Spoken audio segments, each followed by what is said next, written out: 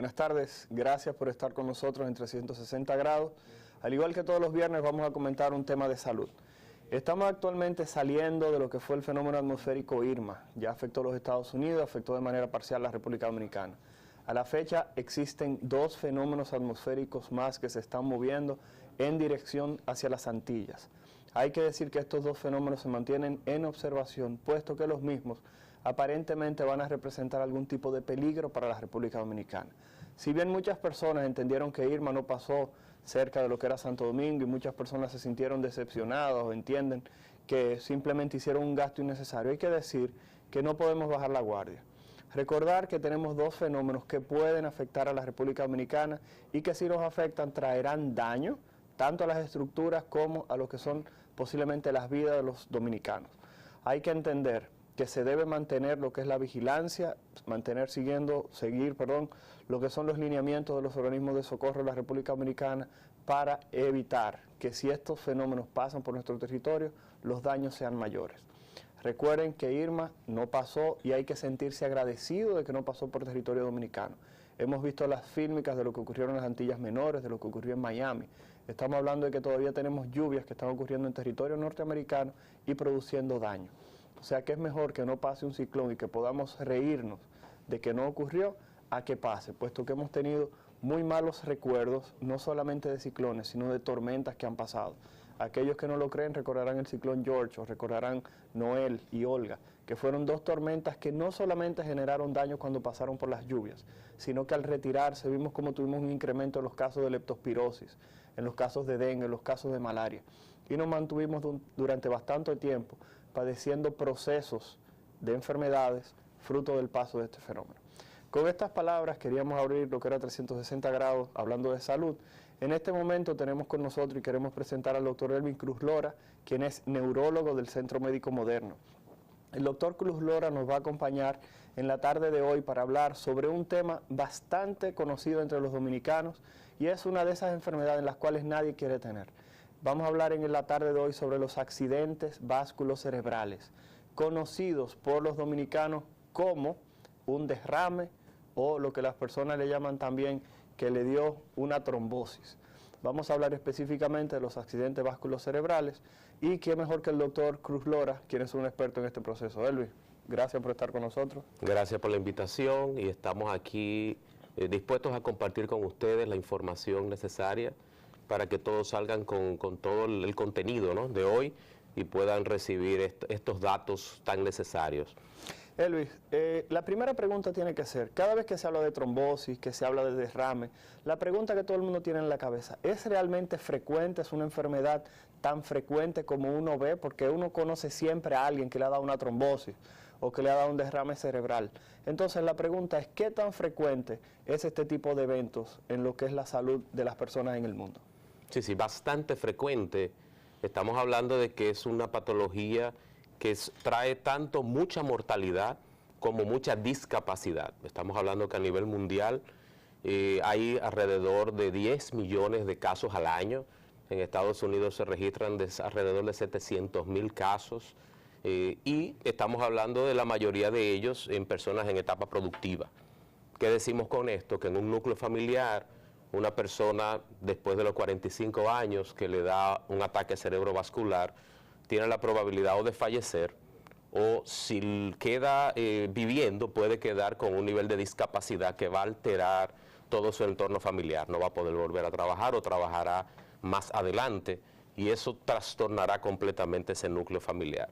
Por lo tanto, es importante entender que todos estos casos de ataques cerebrovasculares que van a dar discapacidad tiene una gran cantidad de prevención que la familia y la persona puede hacer para disminuir la probabilidad de esto. Elvis, estás hablando específicamente de personas en edad productiva, pero yo pensaba que los derrames cerebrales eran una enfermedad que se presentaban generalmente en personas que eran muy viejas.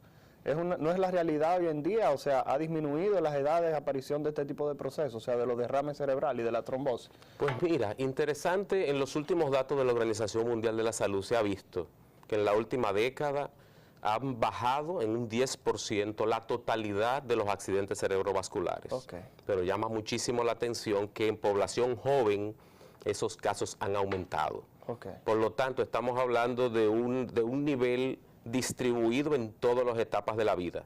Hay incluso ataques cerebrovasculares en niños por enfermedades que quizás no vamos a tocar ahora por el público que están oyendo, que es la mayoría. Sí. Pero tú tienes ahora mismo un aumento de accidentes cerebrovasculares por el uso de drogas, por el uso de anticonceptivos en mujeres.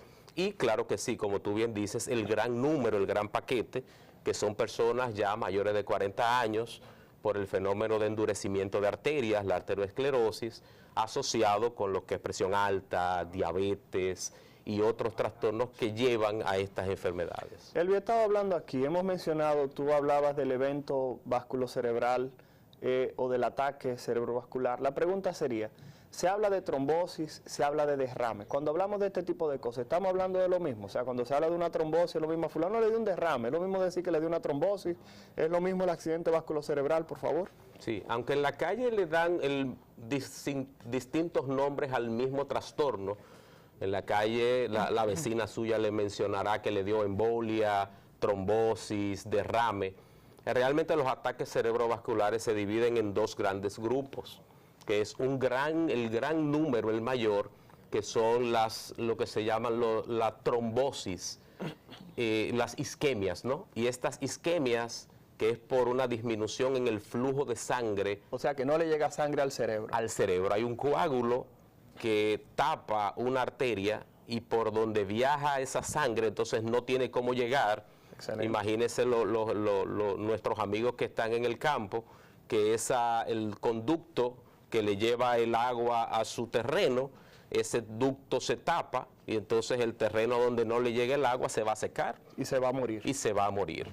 Entonces, ese fenómeno de isquemia, que de cada 10 pacientes con ataque cerebrovascular, 8 serán isquémicos, ese fenómeno de isquemia es por dos causas. Okay. O ese coágulo tapa la arteria en el mismo lugar, hay una placa de grasa en una arteria, en una bifurcación, en un doblez de la arteria, y ahí se forma un coágulo, o de algún lugar, sea desde esa misma placa, que se desprenda y llegue a una arteria más pequeña, o un coágulo que se forme en el corazón, sea luego de un infarto agudo al miocardio, sea luego de una endocarditis, una inflamación de ese endocardio, una arritmia de la persona. Una arritmia, una válvula que esté dañada o que le hayan cambiado esa válvula, se puede formar un coágulo ahí y a partir de ahí desprenderse y tapar una arteria en el cerebro.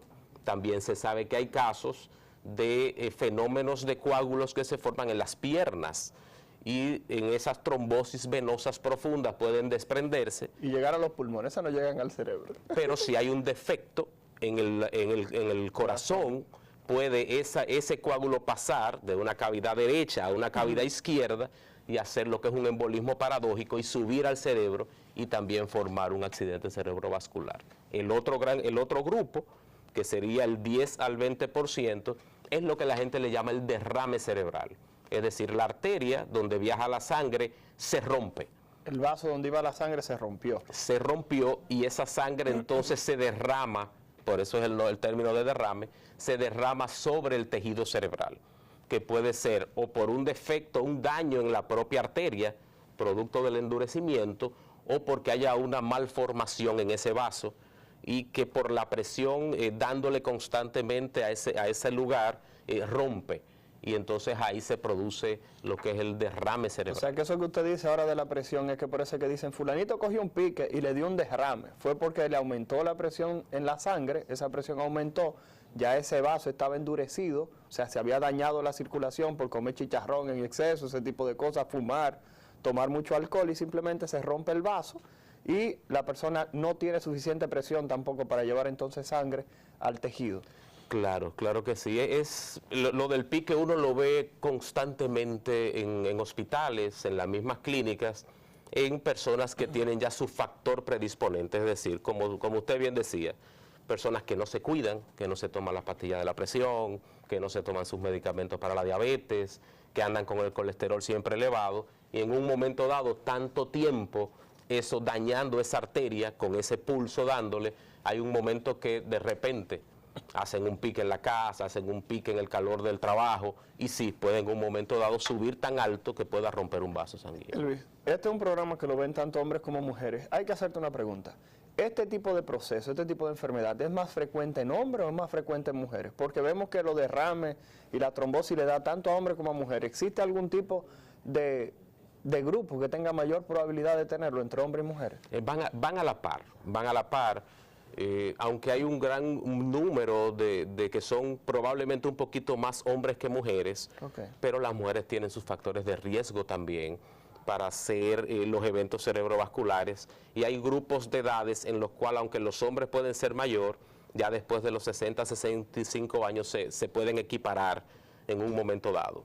Por lo tanto, el hecho de que usted sea varón o hembra no lo va a sesgar, no le va a quitar esa probabilidad que pueda tener si no se cuida en su estilo de vida, si no cuida su chequeo de ir rutinariamente para controlar la presión, controlar glicemia, controlar colesterol. Ok, hay otra pregunta, Elvis, que creo que debemos hacer en este momento, y es el siguiente. Se habla mucho de que si una persona le da un derrame y esas células del cerebro se mueren, y la persona, por ejemplo, no puede hablar bien o no puede mover un brazo, ese tipo de daño que se presenta después de un derrame no se recupera nunca. O sea, esas personas que tuvieron algún tipo de problema, por ejemplo, fulanito le dio un derrame y ahora no puede mover el brazo derecho, fulanito ahora no puede mover la pierna izquierda. ¿Esas personas pueden recuperar parte de la movilidad, parte de la funcionabilidad, o simplemente esas personas van a quedar así para siempre? Imagino que es una pregunta que te lo harán los pacientes cada vez que un familiar tiene algún tipo de problema. Pues mira, todo dependerá del momento, de la presentación y de lo que vaya pasando en el tiempo. Me explico. Y eso yo sé que lo tocaremos más adelante en los próximos minutos. Hay personas que presentan una debilidad en un lado del cuerpo, que es la principal forma de manifestarse un accidente cerebrovascular, lo que nosotros le llamamos hemiparesis o hemiplegia. Un lado... Lo que la gente le dice, se le murió un lado. Se le murió un lado. Se le murió un lado. Entonces, eso puede ser tan rápido como presentarse en 10 o 15 minutos y el paciente recuperarse inmediatamente, que es lo que se llama el ataque isquémico transitorio, como puede durar de 1 a 2 días y luego irse recuperando hasta volver a tener su fuerza normal, que es lo que se llama un ataque cerebrovascular menor, o puede quedarse instalado. Ahora, esa instalación depende el lugar y el tamaño del evento cerebrovascular, dejará o un déficit o un daño permanente, o ese daño irá siendo reversible en cuanto a la capacidad. Ahí es donde viene la importancia del tratamiento temprano. Me explico. Como tú decías al inicio del programa, en el lugar donde el evento de la isquemia, que es lo más común de la trombosis, ocurre... O sea, de la isquemia que no llega a la sangre. Que no llega a la sangre, hay un punto donde ese tejido se muere. Se muere. Pero hay un punto alrededor de ese, que es lo que se llama la zona de penumbra, que es un tejido que aunque está sufriendo, todavía es salvable. Y es donde van dirigidos todos los tratamientos para salvar esa zona de penumbra y que ese paciente pueda recuperar no solamente la función de la fuerza, sino cualquier otra función que se dañe. Ahora, si un paciente tiene ya 1 semana, 2 semanas con un lado débil, ahí ese paciente va a ser mandado a unos ciclos de terapia física para que pueda adquirir funcionamiento de ese lado, tanto de lo que la fuerza que le quedó de aprender a hacer, a ayudarse, ¿no? Para poder subir una escalera, para poder movilizarse al baño, no movilizarse a la cama. Pero hay un periodo de hasta 6 meses, hasta 2 años, donde puede haber cierto grado de recuperación. O sea, que cuando una persona llega con un familiar que ha tenido un derrame cerebral, usted le explica que su familiar puede recuperar parte de la función hasta en un periodo de 2 años. Así es. Entonces, si han transcurrido 2 años, generalmente entonces ya eso que no se pudo recuperar, es muy probable que no se recupere. Es muy probable que no. Siempre podría haber algo, siempre se insiste en la terapia, siempre se insiste en mantener la funcionabilidad, pero usualmente ese es el rango más importante. Una pregunta, doctor. Algo que vemos frecuentemente, y esto sí es real, que uno es observacional, es que la mayoría de los eventos vasculocerebrales o los ACV o los derrames, como dijimos, ocurren en la noche. ¿Hay algún tipo de razón en la madrugada o es que nos damos cuenta en ese momento? ¿O realmente pasan en cualquier momento, pero en ese momento ocurre algo en el organismo. No está claro el por qué. Sí. Ahora, sí se sabe, como usted bien dice, que los dos grandes grupos que dijimos ahorita, los isquémicos de un lado, que son el 80%, los hemorrágicos del otro, de los isquémicos, que hay dos grupos que dijimos que eran los trombóticos y los embólicos. Del grupo de los trombóticos, alrededor del 60% van a manifestarse de noche. De noche. Y el paciente se va a despertar en la mañana con el evento establecido. Sí. Eso sí se sabe. ¿Por qué? No está clara la razón del por qué. Y esos pacientes son los que dan la historia de que se levantan en la mañana y se cayó. Ah, doctor, mire, lo trajimos porque se cayó. Realmente no fue que él se cayó y que hizo la trombosis por haberse caído. Es lo contrario. Le dio el evento en la noche, perdió la fuerza. Él no sabe que perdió la fuerza, se levanta a ir al baño y cuando pone el pie en el suelo lo que hace es caerse. Y ese es lo que llama la atención de que se cayó. Pero sí, realmente un gran número de eventos isquémicos trombóticos son de noche. Claro. Doctor Elvis Cruz Lora, estamos conversando, neurólogo del Centro Médico Moderno. La pregunta sería, doctor, ¿cuál es la sintomatología de una persona que presenta un accidente vasculocerebral? O sea, ¿cómo una persona? Porque hay personas que dicen, me duele la cabeza, claro, yo creo que me va a dar un derrame. Claro. Usted sabe cómo habla la gente. Me duele la cabeza, creo que me va a dar un derrame. ¿De qué manera una persona comienza a presentar manifestaciones de tener un derrame, de tener una trombosis, de tener un accidente vasculocerebral? Excelente. Por definición, el ataque cerebrovascular es un daño neurológico focal, es decir, que se manifiesta en una parte del cuerpo que inicia de forma rápida y de forma súbita. Las principales manifestaciones que dan el aviso de un evento cerebrovascular es o la debilidad en un lado del cuerpo, o que la persona tenga una alteración en la forma de hablar, es decir, o que hable estropajoso, o que no pueda comunicarse, o que no entienda el lenguaje. O sea, que una persona que le habla y se queda como muda, que no entiende lo que están diciendo, eso puede ser también una manifestación. Una manifestación de un accidente cerebrovascular, perdón.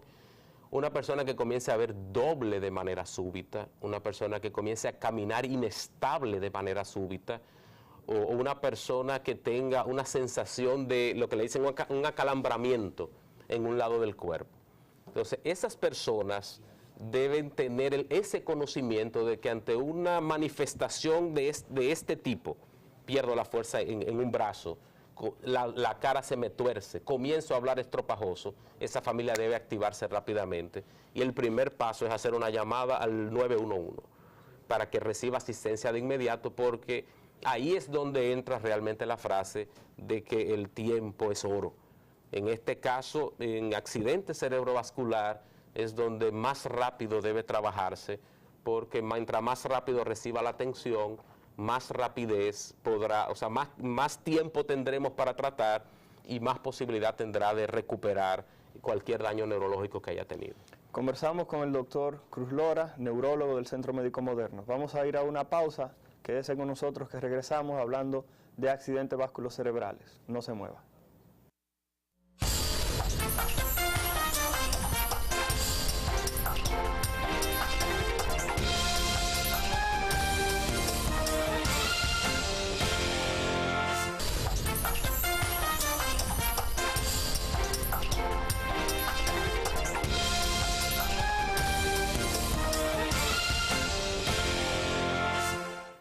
Regresamos a 360 grados, en este momento hablando de salud con el doctor Cruz Lora, neurólogo del Centro Médico Moderno. Elvis, vamos a poner los teléfonos del estudio para aquellas personas que tengan algún tipo de preguntas sobre los accidentes vasculocerebrales, sobre lo que son los derrames cerebrales y las trombosis, se comuniquen con nosotros. Doctor Cruz Lora, algo que nos quedó era hablar. Una preguntita, fuera del aire le preguntaba, Elvis, ¿son los accidentes vasculocerebrales hereditarios? O sea, si en mi familia alguien le dio un derrame cerebral, yo tengo que preocuparme más que las otras personas. Y la pregunta es, ¿quiénes tienen más riesgo de desarrollar un accidente vasculocerebral, una trombosis, un derrame? ¿Quiénes tienen más probabilidad? Ok, comienzo con la primera, con la última, última. Las personas que tienen mayor factor de riesgo para hacer un accidente cerebrovascular son personas que sufren de presión arterial alta, personas que sufren de diabetes, personas que fuman, personas que tienen una arritmia cardíaca, particularmente una que es la que se llama la fibrilación auricular. Se ha visto que esas personas tienen un riesgo de 6 a 7 veces más probabilidad de hacer un evento cerebrovascular que aquellos que no tienen esa arritmia. Y personas que puedan tener una vida sedentaria. ¿Y la edad? Y la edad, claro que sí. Mientras más, en todos los estudios se ha demostrado que mientras más décadas van pasando, la cantidad de trombosis, de isquemias, en esas edades va aumentando. ¿Por encima de cuánto? Por cada década va aumentando porcentajes. ¿A dónde voy? De que no es lo mismo una persona en la década de los 30 a los 40 que una persona de las 60 a los 80 años. Okay. Ahora bien, la otra pregunta es si hay un factor genético. Hereditario. De papá a hijo. Mi papá le dio un derrame, yo me voy a morir de un derrame mañana. Hay estudios en agregados familiares que se han hecho, que se ha visto que hay algunos cromosomas que han estado relacionados con infartos cerebrales. Ahora bien, sabiendo que los eventos cerebrovasculares tienen todo un grupo de cosas alrededor que pueden provocarla, hay que saber de que la diabetes tiene un factor familiar, de que el colesterol, hay personas que me dicen en la consulta, pero Cruz, yo como sano y yo como quiera salgo con el colesterol alto, porque hay familias por un trastorno que no metabolizan bien el colesterol, aunque coman sano. Entonces, si usted en su familia tiene ese factor ya de diabetes de un grupo de su familia, de colesterol elevado alrededor de su familia, si usted ya es hipertenso, si tiene familiares que han hecho un accidente cerebrovascular, usted sería una persona para ir al médico. Bueno, tenemos una llamada, doctor Cruz Lora, por favor, ¿quién nos habla? Y su pregunta al doctor Elvis Cruz Lora, neurólogo. Sí, buenas tardes. Sí, buenas. Mi nombre es John Santos. Me gustaría preguntarle al doctor, ¿qué se le hace o qué cuidado se le tiene a una persona luego de que haya sufrido un accidente de estos? Cruz Lora, tratamiento. ¿Qué se hace con una persona que le ha dado un accidente vasculocerebral? Vamos a dividirlo en dos momentos. Exacto. El momento inmediatamente después que le dé el accidente vasculocerebral y después cuando esa persona llega a la casa. Claro, claro, excelente. Desde que hace el evento cerebrovascular, lo primero es no quedarse en la casa, ni esperar que alguien llegue a opinar, vecinos, primos, tíos, no. Eso es llamar a 911 y llegar al centro de salud más cercano. Al 911.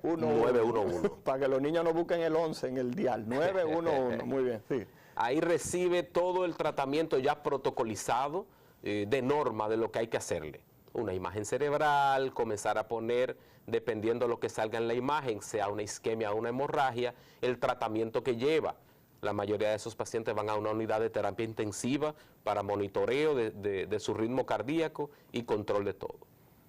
Esa es la primera parte.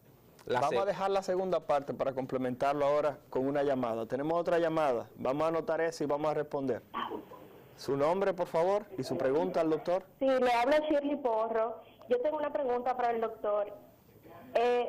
Luego de que un paciente ya tuvo un ACV, ¿cuáles son los riesgos de que si ya este es un ACV importante, cuáles son las probabilidades de que le vuelva a repetir? Excelente. Esa es muy buena pregunta. Vamos a terminar entonces con el cuidado de una persona que ya le dio un accidente vasculocerebral, una trombosis y está en su casa. Claro. Cuando está en su casa, ¿cómo se cuida?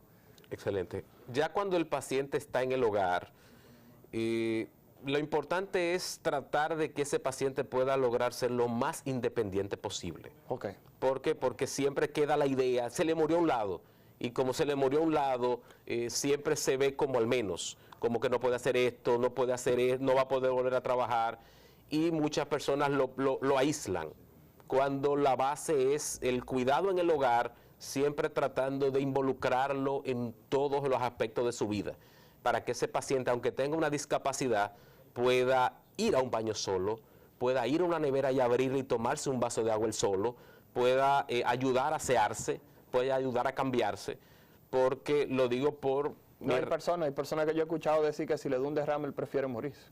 Y realmente no tiene que ser así, porque la vida de un paciente con un accidente cerebrovascular cambia diametralmente, aunque tenga la discapacidad, si él por sí mismo puede pasar a un baño solo o si puede buscar un vaso de agua solo. Perfecto. La otra pregunta, ¿qué probabilidad hay de que me dé un accidente vasculocerebral, un derrame, si ya me dio otro anteriormente? Sí, así es. Los números varían dependiendo el por qué fue el mecanismo que le dio. Me explico. Pacientes que tienen un accidente cerebrovascular por una arritmia cardíaca, tiene un 8 a un 10% anual de riesgo de repetirle otro accidente cerebrovascular ese año.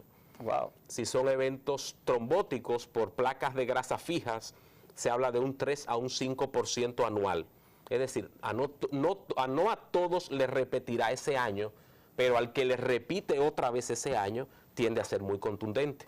Por lo tanto, todo paciente que le da un evento cerebrovascular tiene que saber que tiene el riesgo de hacer otro mucho mayor que el que nunca le ha dado un evento cerebrovascular. Tenemos otra llamada. ¿Quién nos habla y desde dónde, por favor? Sí, buenas. ¿Quién nos habla y desde dónde? ¿Aló? Sí, buenas. ¿Quién nos habla y su pregunta? Mi nombre es Miranda. ¿Aló? Sí, le escuchamos. Buenas. Sí, buenas. ¿Sí? Bueno, continuamos. Entonces, él me hablaba lo del asunto de que una persona le cambia la vida cuando llega a la casa y esa persona, como bien decías, le tienen una habitación con una cama de posición, esa persona le tienen una enfermera que lo está cuidando y esa persona muchas veces vemos que se deprime. Claro. Estamos hablando de que esas personas que caen en depresión generalmente no consiguen insertarse de nuevo. La pregunta es, ese cuidado en el hogar realmente tiene que involucrar a tantas personas, un fisioterapeuta que se mude, una enfermera, etcétera. Te lo digo porque hay personas que le dan accidentes vasculocerebrales y como bien tú decías, con un andador simplemente siguen su vida. Claro, claro. Ahí, mira, eso es todo un capítulo y para mí es uno de los capítulos más nobles porque nosotros en medicina estamos muy acostumbrados al ambiente de la clínica, del hospital, pero esa parte del tratamiento es fundamental, en el que el paciente llega a la casa y toda la familia debe involucrarse en el cuidado de ese paciente. Es decir, tratar de buscarle la forma de que él se pueda sentir útil, tratar de buscarle la forma de que, por ejemplo, ahora mismo vienen ya tenedores con mangos súper grandes, para que él pueda, aún con su debilidad, tratar de tomar ese tenedor y él mismo alimentarse y no tener la necesidad de que alguien le tenga que dar el alimento.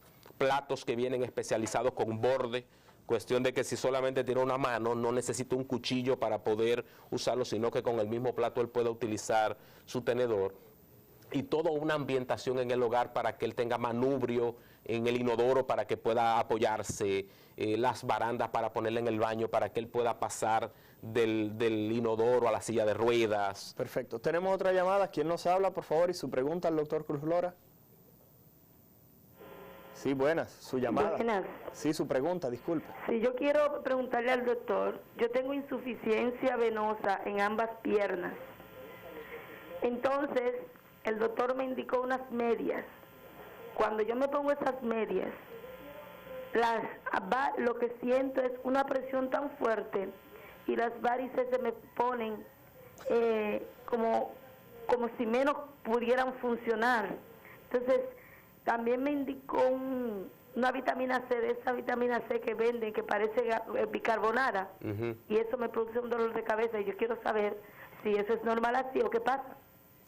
Pues mire, realmente lo de las medias, aquí estuvo hace unas semanas un especialista en varices, realmente hay un gran número de pacientes que les resulta incómodo ponerse la media, pero bueno, las varices es un asunto de mecánica pura, es decir, necesita el uso de la media, usted debe comunicarse con su médico, explicarle que la media que está usando le resulta bastante incómoda para ver qué forma él le busca, quizá una con menos presión, pero no debe dejar de usarla.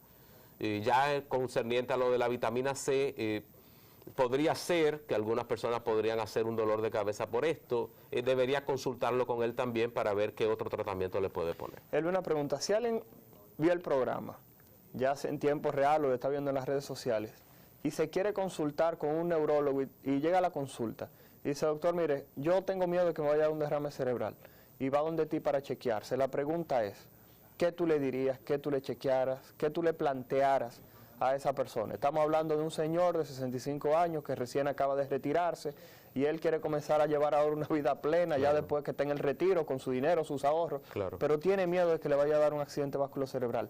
¿Qué abordaje tú le harías a esa persona para asegurarle o para minimizar la posibilidad de que hiciera un derrame cerebral? Excelente. Si con esto logramos que los que nos oyen y nos ven capten esta información que usted quiere pasarle, creo que la idea del programa se cumplió. El principal factor de riesgo para un accidente cerebrovascular es la hipertensión arterial.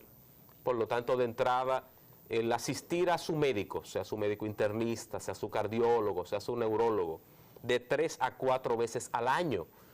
Se ha demostrado en todos los estudios internacionales que con solo tomar una hidroclorotiazida para la presión arterial se han disminuido las cantidades de accidentes cerebrovasculares a nivel mundial. ¿Qué le digo con esto? Que si usted hace sus visitas periódicas a su médico y le hacen sus controles de tensión arterial, ya con eso usted está disminuyendo riesgos. Si usted comienza a hacer ejercicio de 3 a 5 veces por semana, al menos 30 minutos, está disminuyendo sus factores de riesgo. Por favor, si usted fuma, deje de fumar. El doctor hablaba ahorita, creo que era fuera de cámara que hablábamos, que el fumar endurece las arterias y el fumar crea un daño que lo va a predisponer no solamente a accidente cerebrovascular, sino a muchísimas otras patologías. Si usted es diabético, debe ir a su médico especialista de control de azúcar 3 a 4 veces al año también. ¿Por qué? Porque la base de esto es prevención. Los ataques cerebrovasculares son súbitos. Si el ataque cerebrovascular da, hay un grupo que muere o hay un grupo que queda discapacitado. Pero si usted toma medidas desde ya, mientras más años van pasando, más debe tomar control sobre su organismo y más puede tener la capacidad de prevenir el evento cuando ya le vaya a dar. Queremos agradecerles por su sintonía y agradecer al doctor Cruz Lora por estar con nosotros esta tarde. Esperamos que este programa le haya servido de algo, puesto que los accidentes vasculocerebrales tienden a cambiar en muchas ocasiones lo que es el rostro de una familia. Vemos ese drama día a día en los hospitales y sobre todo que muchas veces los pacientes, los familiares dicen, doctor, no me dé de alta todavía porque tengo que arreglar la casa para cuando el paciente llega. A partir de este momento, como dice el doctor Luis Cruz Lora, trate de prevenir situaciones como esta. Nos vemos el próximo viernes. Soy el doctor Héctor Balcácer, infectólogo. Gracias por el privilegio de su sintonía.